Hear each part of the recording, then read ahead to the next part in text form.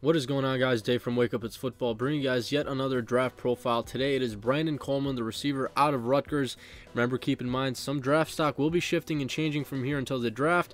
And shout out to Draft Breakdown for the highlights in this video. But let's get right into this one. Again, Brandon Coleman, the wide receiver out of Rutgers, standing at 6'6", 225 pounds. Some collegiate stats: 94 total receptions, 1,808 yards, 20 touchdowns, and a 19.2 yards per reception average.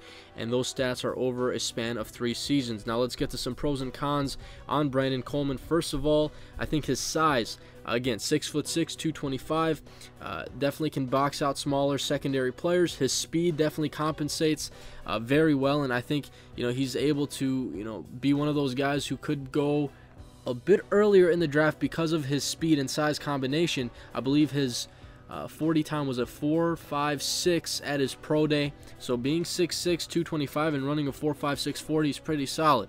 Now, big playability. Again, he's a guy who could potentially help out in the vertical game. He's a guy who can showcase some big plays, being able to reel in some balls down the field. And also in the red zone, with how big and tall he is, he can jump up on secondary players and have that ability as well. Now, blocking also, he can, again, it's all about him being physical, all about him being a larger receiver. He can block guys out of the way for running backs. I noticed that he does a fairly good job at that. Now, his cons: ball skills, being able to catch the ball. I noticed something of kind of the Kelvin Benjamin effect, where for whatever reason there were some easy balls that he was not able to catch. Should have reeled them in, but he did not. His route tree, I kind of read somewhere that he hasn't experienced a complete route tree, so he'd have to work on that if he heads into the NFL. But I think overall, Brandon Coleman is going to be a receiver drafted for his size and his speed combination, and he could go as early as the 3rd round. I think that 3rd to 4th round range is probably a healthy projection.